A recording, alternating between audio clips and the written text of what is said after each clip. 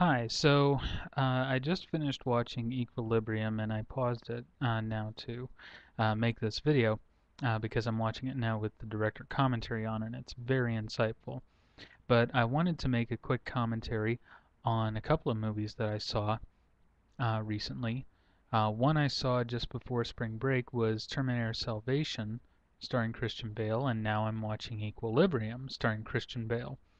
And so I thought, since I haven't really done one purely devoted to Christian Bale, uh, I thought I would. First off, obviously Christian Bale is a controversial actor because he's very emotional, uh, and at the same time he's also a method actor, so he's very intense, and a lot of people have a problem with that. He tends to blow up on set, but at the same time, you can't deny the quality of his acting. He really puts forth an amazing character that is both charming, witty, fun, clever, um, and when he needs to be brooding, he can be. Um, so it's really an exciting thing to watch him do his craft. In terms of the storylines, I have to say that Terminator Salvation didn't go over the top in terms of special effects and crazy stuff that was unbelievable or over the top, um, and really puts you in the world of this post-apocalyptic, nightmare, um, and ends on a really good note of, we make our own fate. We decide for ourselves. Nothing is set. Um, Especially by the time you actually get close to the events that lead to things going, um, you know, people going back in time. Uh, so I have to say that it actually renewed my interest in the Terminator series on the whole. And I think that as a standalone movie, or if they want to make a sequel, I am fine with it either way. They're both, it's just an excellent movie there, and both would be fine options because Salvation can stand up in my mind as an excellent movie with a great point. And to me, it kind of shows how um, how Warner Brothers in particular has become a standout uh, film production company, far beyond any of the others, way beyond Fox or a lot of others in or Disney even, uh, because they're willing to take chances. Um, Admittedly, you're not taking much of a chance on a popular franchise like Terminator, but Terminator: Rise of the Machines really bombed and was a horrible movie. I could not stand it. I actually fell asleep watching it towards the end because it was just we were watching it on TV and it was into its third hour by that point, so I was just tired of it. I dozed off and I wasn't that interested, and I just wasn't having that much fun watching it by that point.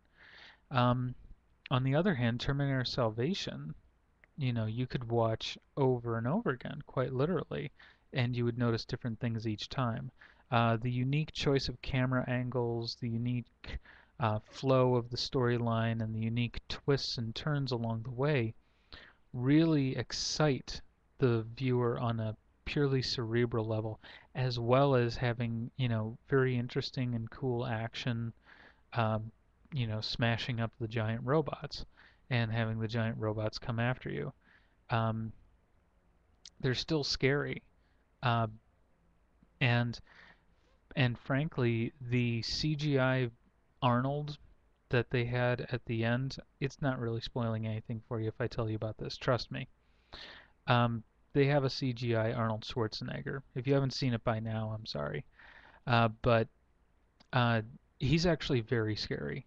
Uh, so you're actually going to enjoy that part, and you're going to enjoy finding out how you get to the point where uh, there is this Arnold there. So that's actually really cool.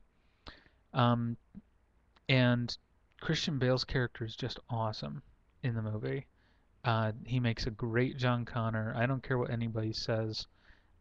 He was amazing.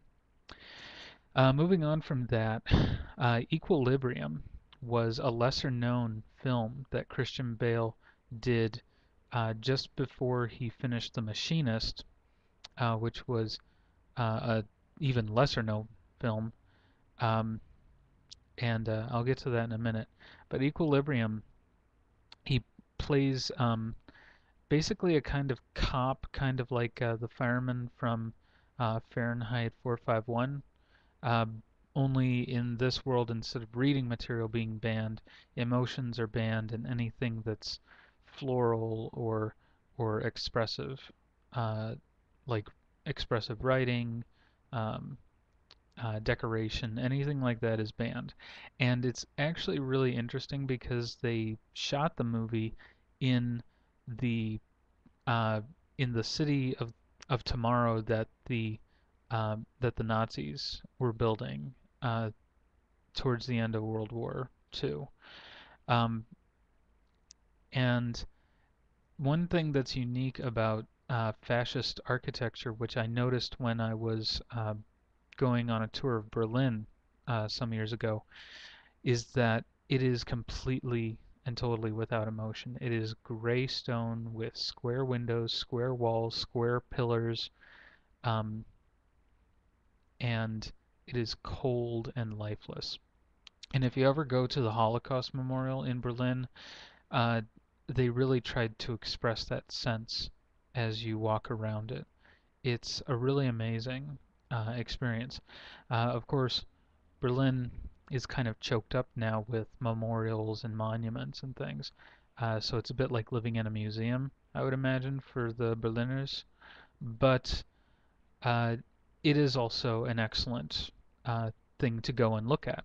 And just outside of the city is a city of tomorrow that they were building, where they were going to have a huge stadium and and a party assembly chamber, uh, government offices, all sorts of things.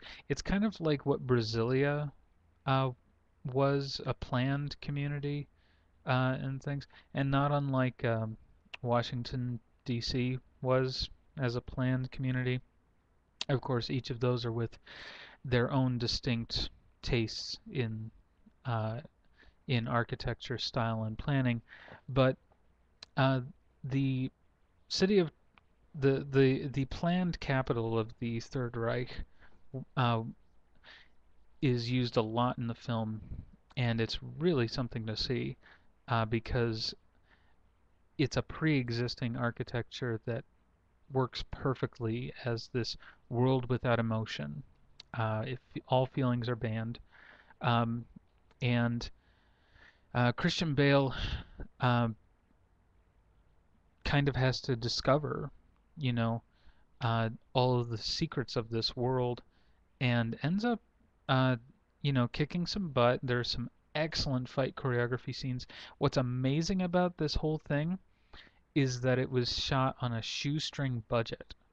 It was filmed on a shoestring budget where they literally just used every trick that they could think of to make shots very simple, but at the same time have such an elegance and artistic quality to it, so that uh, as you're watching it, uh, you're really blown away by the precision of everything. And at the same time, the limited special effects do a lot uh, for telling the story without overwhelming you and having the special effects become the story, as can so often happen. Um, Now, as for The Machinist, that's actually based uh, on a short story, evidently, and in that Christian Bale actually lost like several pounds in order to prepare for the role. Actually, during filming, he did this, so he became emaciated and everything. Uh, and his he had to start eating only so the his organs wouldn't shut down and he wouldn't, become like Walking Dead type. Uh, and then what's ironic is that then for Batman Begins, he then gained a huge amount of muscle and weight to the point where he couldn't fit into the bat suit and he had to actually lose some muscle mass. So he's actually an incredibly devoted actor. But The Machinist, I haven't watched yet, so there will be a sequel to this review of Christian Bale as an artist, and you can look forward to that, as I know you look forward to all these incredibly low budget, incredibly dull um, monologues about uh, films and movies and actors. As it is, uh, in Equilibrium, he just does an excellent job. The director does an excellent job, and I recommend you check it out.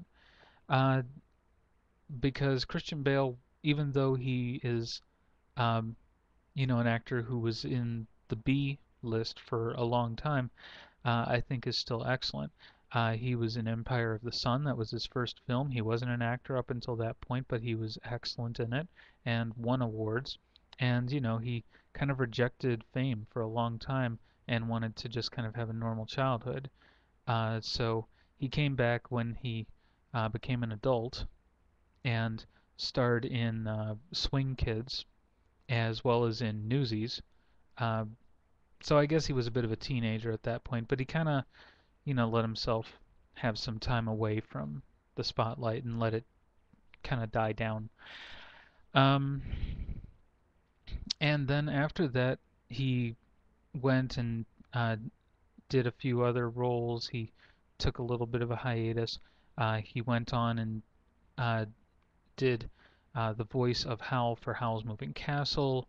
Then he went on and became, and he also played one of the villains in the film Shaft, starring Samuel L. Jackson, which he was excellent in. Uh, and then he went on to do to get real notoriety for his film for the film he starred in called American Psycho. And after that, he garnered more attention. And really, it was after he did American Psycho that the director picked him for the lead protagonist role in Equilibrium, which then he did The Machinist.